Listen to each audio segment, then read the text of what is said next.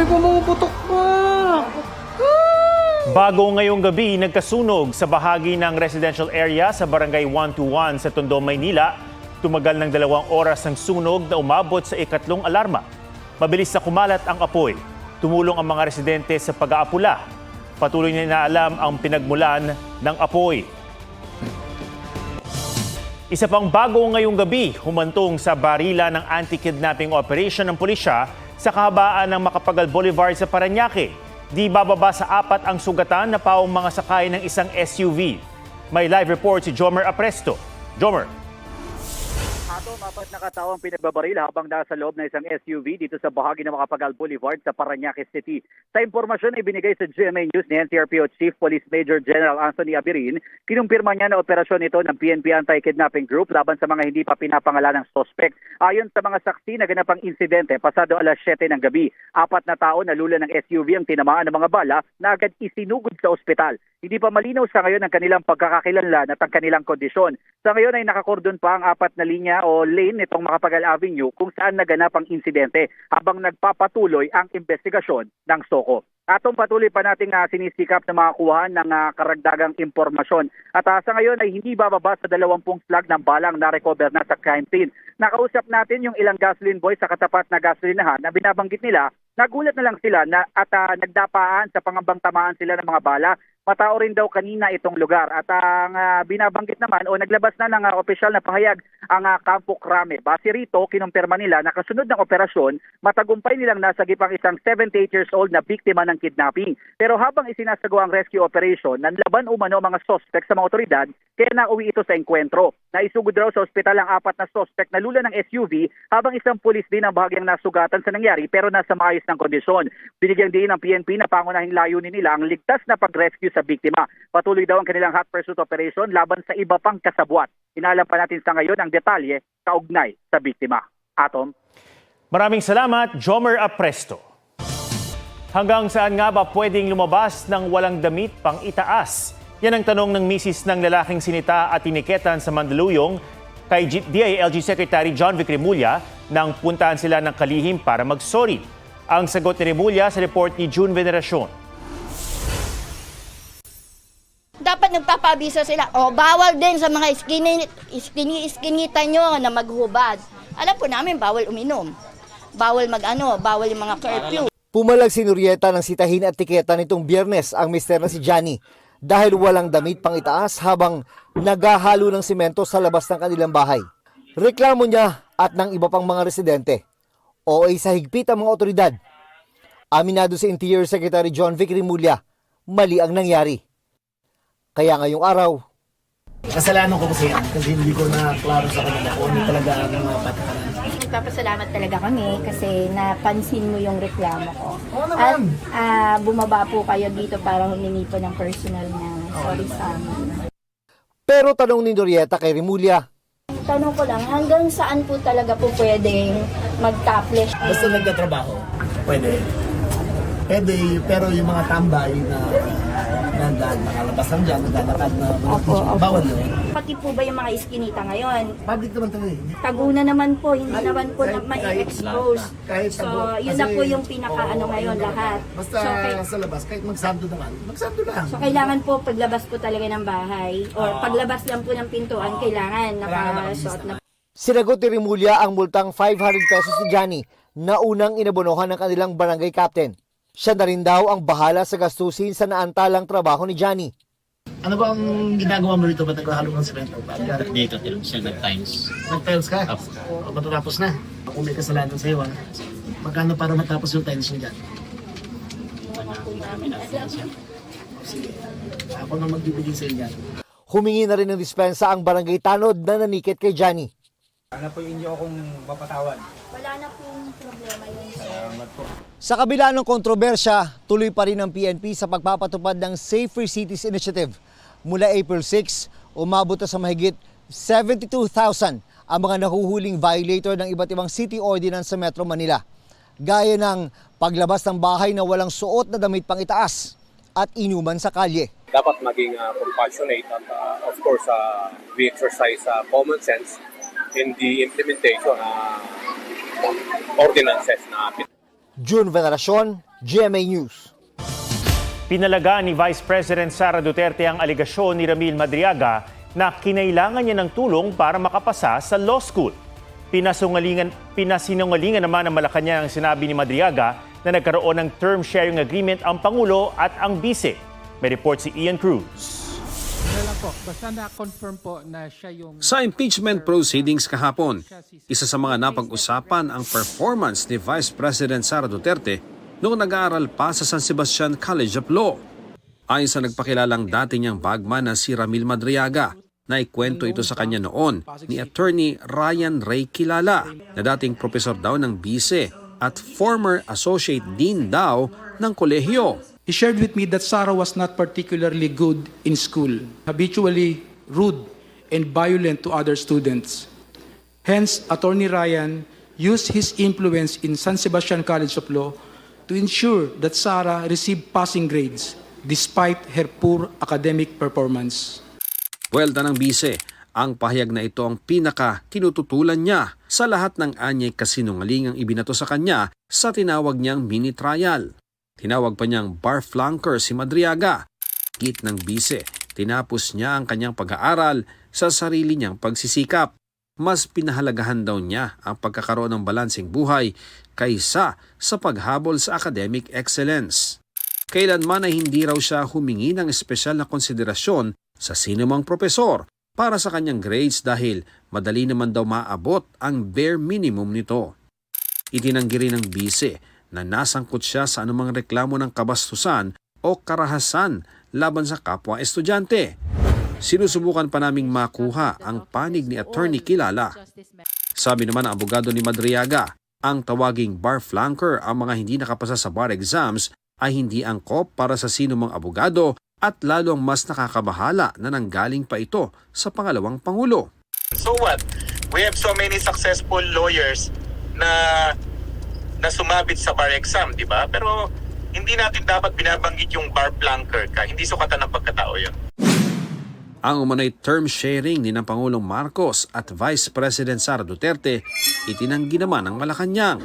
Ang Pangulo po, hindi po yan mangangampanya para lang po ibigay ang posisyon kahit kanino. Nangako po siya na siya'y magtatrabaho para sa bayan at tatapusin ng termino. Kwento naman ni Senador Amy Marcos, May 2021 ay nag-usap na silang tatlo. Pero ang itinutulak na tumakbong Pangulo ay si VP Sara. Ang sabi, Bongbong will file. He will file October 6 as instructed. Pero sana somebody will file as his VP. Kasi nakakatawa naman, walang katandem. Yun ang pinapaliwanag ko kay VP Sara Mayora noon. Still hoping you will run and he will slide down to VP ASAP. Ewan, ganon. Ngayon, ang sagot naman ni VP, tulad ng sinabi niya sa media, nako, ang usapan namin ni PRRD, VP na siya sa PDP, ako, mayor na.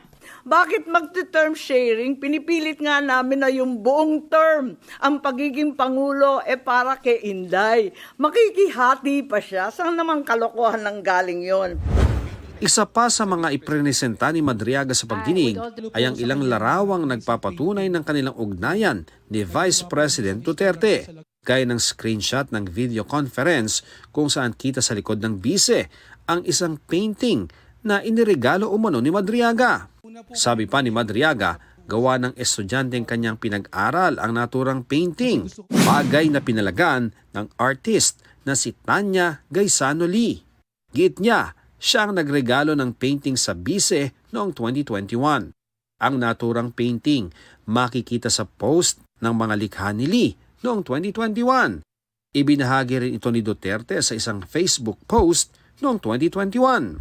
Sinusubukan pa ng GMA News na makuhang panig ng kampo ni Madriaga. Ang sinabi naman ni Madriaga na pinamahagi sa loob ng 24 oras ang 125 million na confidential funds ng Bise, hindi raw kapani-paniwala, sabi ng abogado ng Bise. Wala siyang posisyon para malaman kung anong ginawa doon sa confidential funds. Walang katibayan na nagtatrabaho siya kay VP Sara maliban sa mga picture at video nung kampanya pa wala po tayong mapupulot dyan. Sa paggulong ng impeachment laban sa kanya, nagpaalala ang bise na kung may aligasyon umano ng panunuhol noong unang impeachment proceedings laban sa kanya, ganito rin daw ang nangyayari ngayon.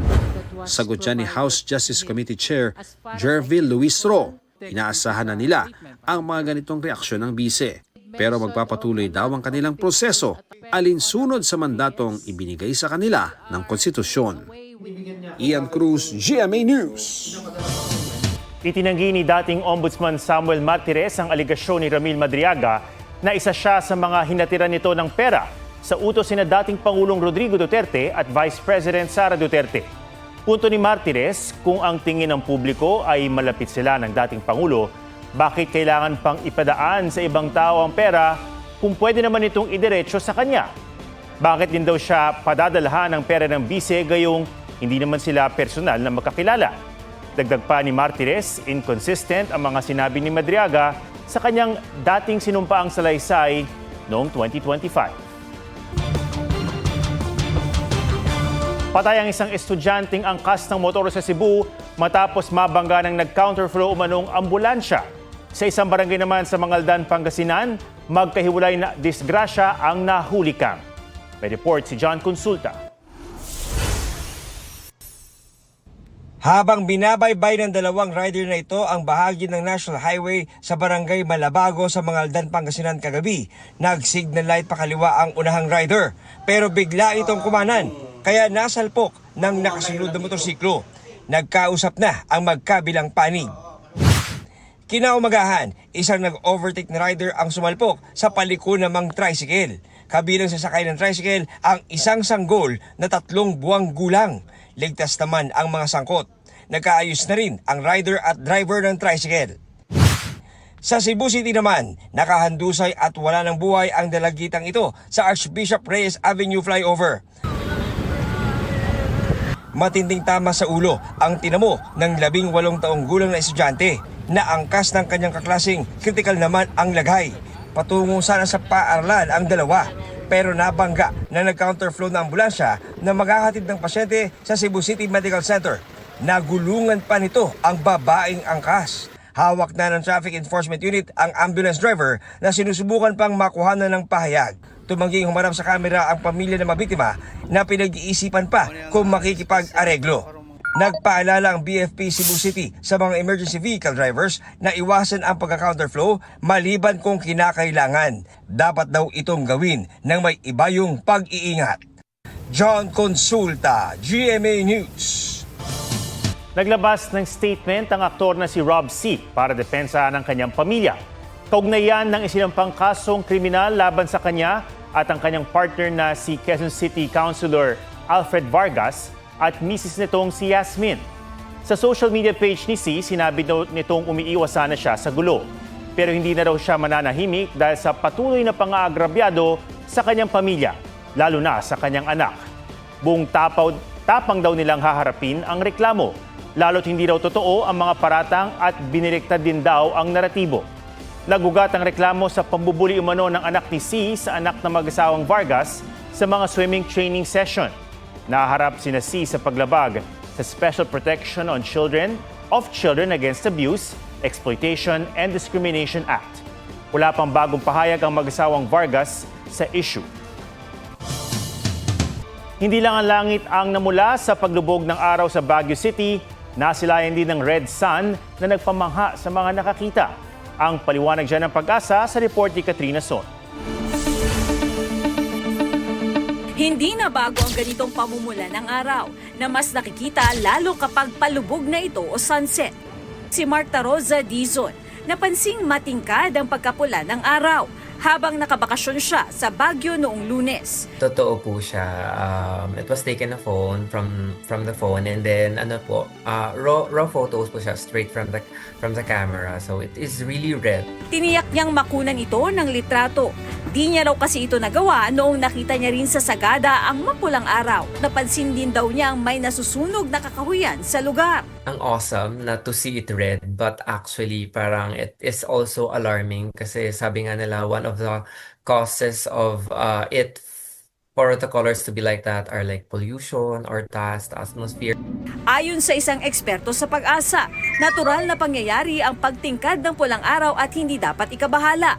Pero anya, ang ganitong phenomenon ay indikasyon ng kung gaano karami ang mga particles sa atmosphere tulad ng usok, alikabok at polusyon na nakaapekto sa pagkalat ng liwanag. Ito po yung tinatawag po nating Rayleigh scattering. Ito po yung pag-disperse or yung pagkalat po ng liwanag sa hangin. Hazy din po yung image po natin and then more on cloudy din po. So yung clouds po is nag-act din as filter. Ayos lang mamangha sa tingkad ng araw. Basta, tiyakin ding huwag itong titingnan ng matagal para hindi masira ang mga mata. Katrina Son, GMA News.